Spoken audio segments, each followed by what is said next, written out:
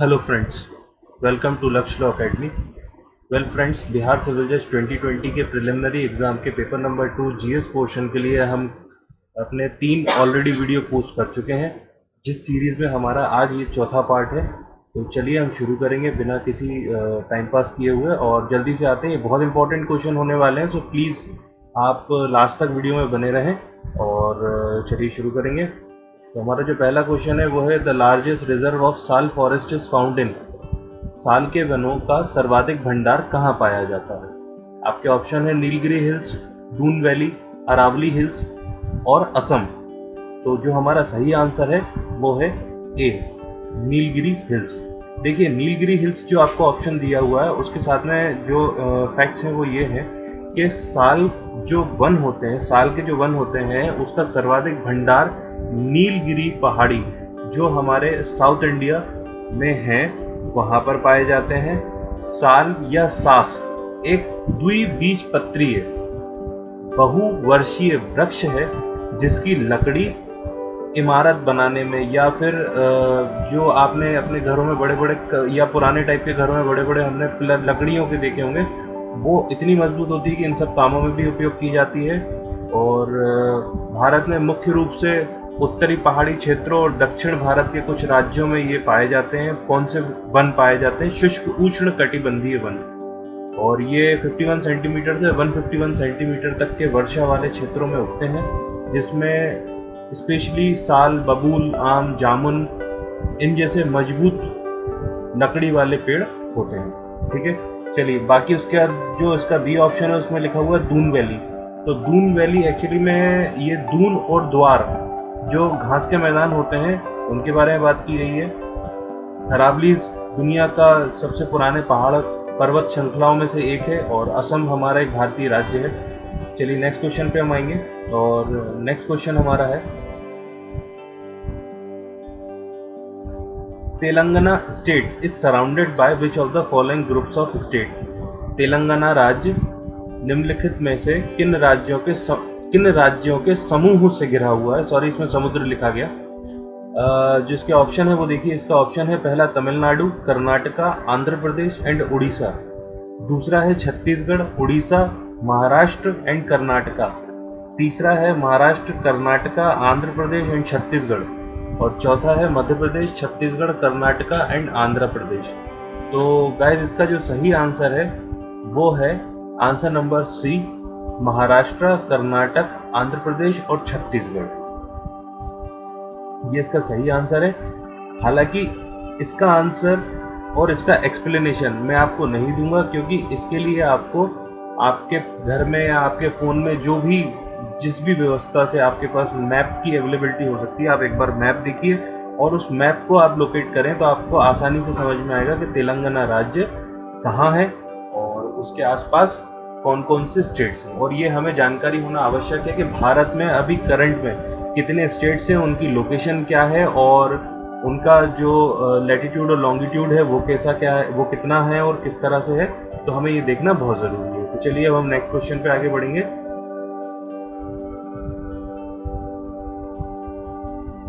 इसका next question जो है, main boundary thrust MBT separates, मुख्य सीमा जोर अलग करता है। किस किस को अलग करता है? पहला ऑप्शन है गंगा प्लेन्स एंड शिवालिक, गंगा के मैदान एवं शिवालिक को। शिवालिक्स एंड लेसर हिमालय, यानी शिवालिक और लघु हिमालय को। लेसर हिमालय और ग्रेटर हिमालयास, यानी लघु हिमालय और उच्च हिमालय को। और चौथा है ग्रेटर हिमालय और ट्रांस हिमालय, यानी उच्च हिमालय और ट्रांस हिमालय को। उच्च हिमालय को हम महान हिमालय के नाम से भी जानते हैं। तो इसका जो सही आंसर है वो है शिवालिक और लेसर हिमालय। शिवालिक जिन्हें हम आउटर हिमालय या बाह्य हिमालय भी कहा जाता है, उसको मूलतः गंगा के मैदान का अग्रगामी अंश, यानी गंगा के मैदान की स्टार्टिंग वाला जो अंश होता है उसको वो ही कहा जाता है, जबकि इसे लघु हिमालय से मुख्य सीमा भ्रंश सुई ढांग के उत्तर में अलग करता है। मेन सेंट्रल थ्रस्ट वृद्ध हिमालय और लघु हिमालय को अलग करता है। आपको इस क्वेश्चन के और ज़्यादा इलेबोरेशन के लिए हम जल्दी ही एक पूरी की पूरी लेक्चर सीरीज लेकर के आ रहे हैं, जिसमें भारत का पूरा जो फिजियोग्राफी होगी उसको आसानी से डिटेल किया जाएगा कि जम्मू कश्मीर से लेकर के कन्याकुमारी तक भारत का जो भी लैंड मास है, जिसमें हमारे माउंटेन्स भी आएंगे, प्लेन्स, प्लेट्यू, कोस्टल रीजन, ये सारी चीज़ें हर एक पॉइंट के साथ में बेसिकली डिटेल आपको बताई जाएगी। तो आप उसके लिए जो है ट्यून करे रहिएगा और सब्सक्राइब ज़रूर कर दीजिएगा, ताकि जब भी ये वीडियोस आपको डलते हैं तो आपको सबसे पहले मिल सके। तो चलिए अब हम अपने नेक्स्ट क्वेश्चन की तरफ आगे बढ़ते हैं। हमारा नेक्स्ट क्वेश्चन है, the valleys of flower is located in. फूलों की घाटी स्थित है। ऑप्शन है हिमाचल हिमालय, गढ़वाल हिमालय, कश्मीर हिमालय और नेपाल हिमालय। तो इसका जो सही आंसर है वो है हिमाचल हिमालय। हिमाचल हिमालय के बारे में आपको मैं बताता हूँ। रानी और काली नदी के बीच में स्थित है, जिसमें हिमालय की 3 मुख्य श्रृंखलाएं यानी सीरीज, जो कि बृहद, लघु और शिवालिक है। ठीक है, इसमें लघु में हमारी धौलाधार और नागटिब्बा आ जाती हैं। भारत की तीसरी सर्वोच्च चोटी नंदा देवी कुमायूं हिमालय का भाग है और प्रसिद्ध फूलों की घाटी इसी क्षेत्र में स्थित है। अब आप कहेंगे कि ये सब क्या है, तो इसके बारे में मैंने आपको ऑलरेडी अभी लास्ट क्वेश्चन में बताया कि इसकी पूरी बेसिक डिटेल्स आपको जल्दी ही एक पूरी की पूरी लेक्चर सीरीज आने वाली है जिसमें मिलेगी। तो अभी आपको एक जनरल ओवरव्यू कॉमन दिया है मैंने, तो आप इसको जो है अपने दिमाग में रखिएगा कि फूलों की घाटी स्थित है हिमाचल हिमालय में, और नंदा देवी मैं आपको बता ही चुका हूँ क्या है।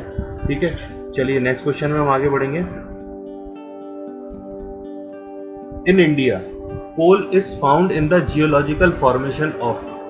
भारत में कोयला किस भूमि के शैल समूह में पाया जाता है? बहुत इंपॉर्टेंट क्वेश्चन है। कई बार कई सारे पेपर्स में अलग अलग पूछा गया है। बिहार में ऑलरेडी ये पूछा जा चुका है। सेम क्वेश्चन बनने की संभावना तो नहीं है, लेकिन मिलता जुलता क्वेश्चन बन सकता है, क्योंकि हमारे जो नेचुरल रिसोर्सेज हैं वो तो हमेशा से ही इंपॉर्टेंट रहे हैं। तो चलिए इसके जो ऑप्शन है वो है धारवाड़, सेकंड है विंध्यन, थर्ड है गोंडवाना और चौथा है कडप्पा। तो इसका जो सही आंसर है वो है गोंडवाना। ठीक है, गोंडवाना लैंड दुनिया के सबसे पुराने लैंड मास यानी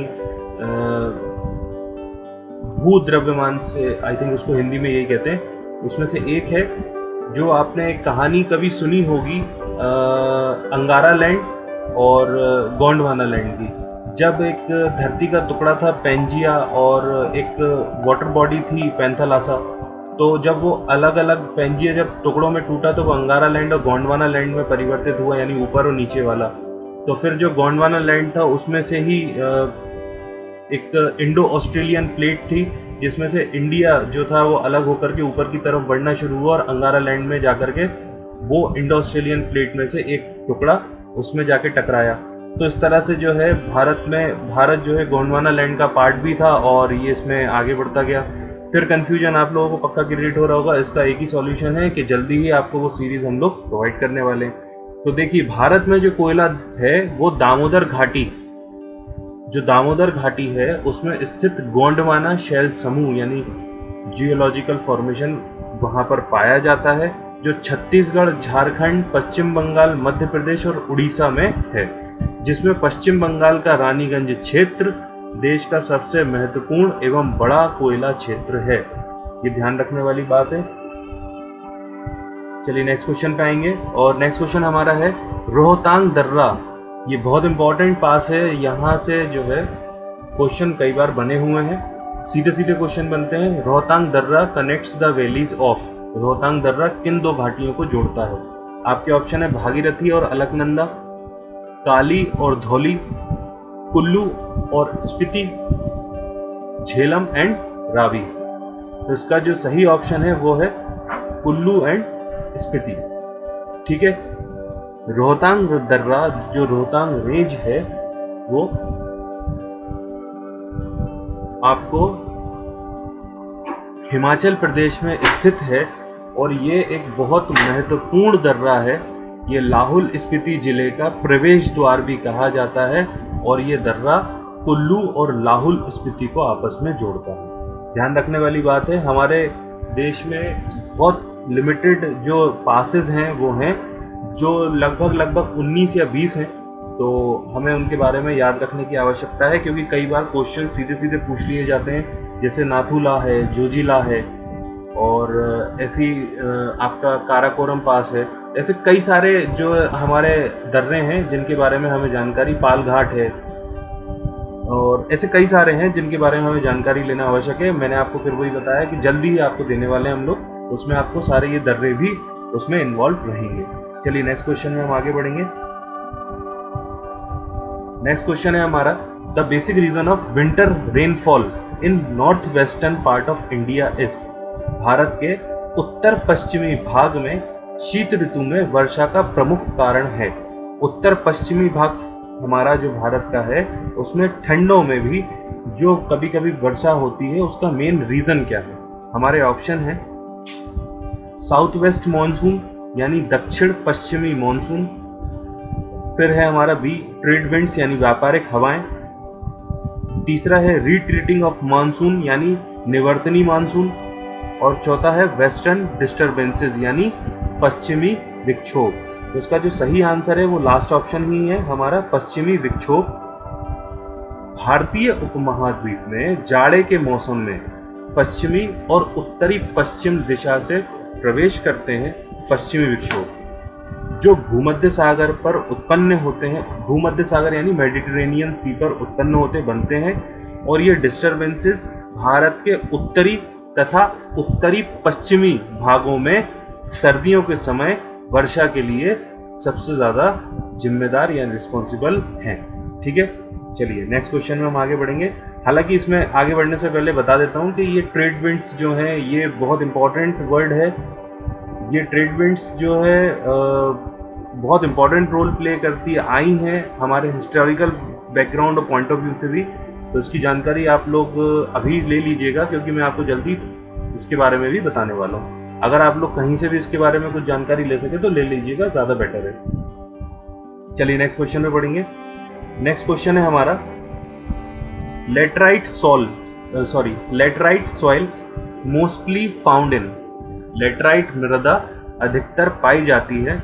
ऑप्शन है आपके कर्नाटका, पंजाब, उत्तर प्रदेश और वेस्ट बंगाल। उसका सही आंसर है कर्नाटका।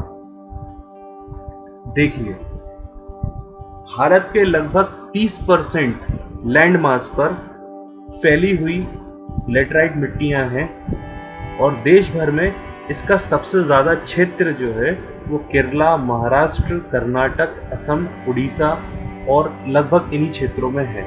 तो हमारे जो गिवन ऑप्शन है उनमें से हमारे पास कर्नाटका एक ऐसा ऑप्शन है जहां पर लेटराइट मिट्टी सबसे ज्यादा पाई जाती है।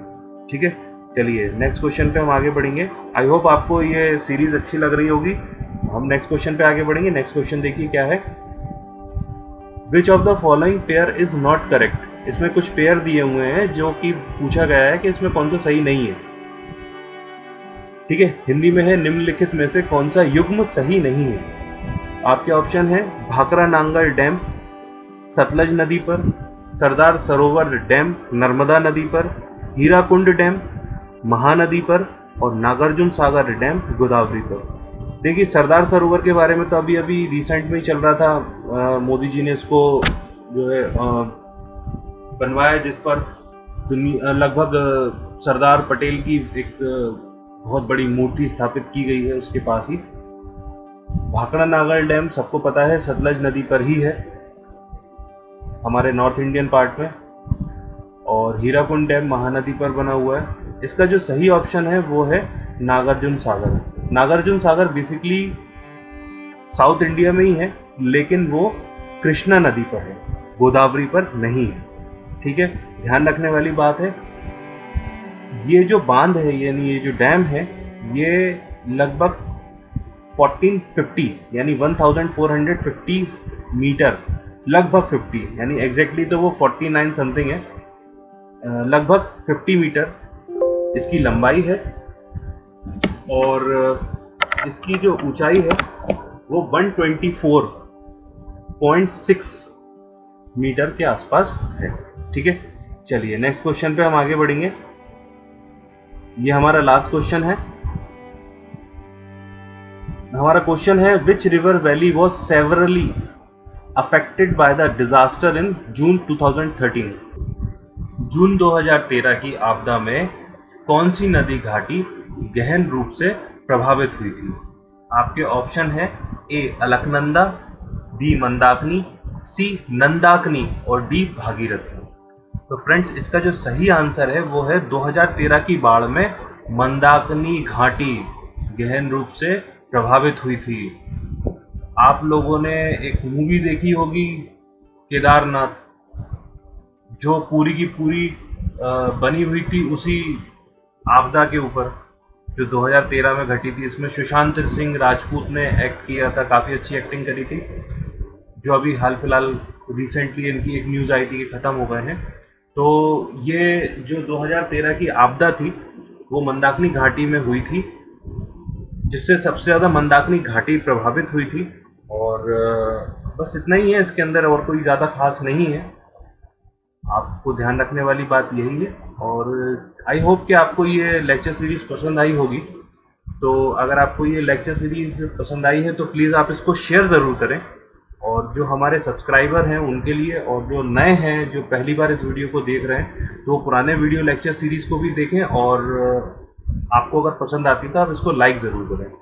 Thank you so much. आपको जल्दी ही नेक्स्ट लेक्चर सीरीज के साथ हम मिलेंगे। Stay safe, stay home.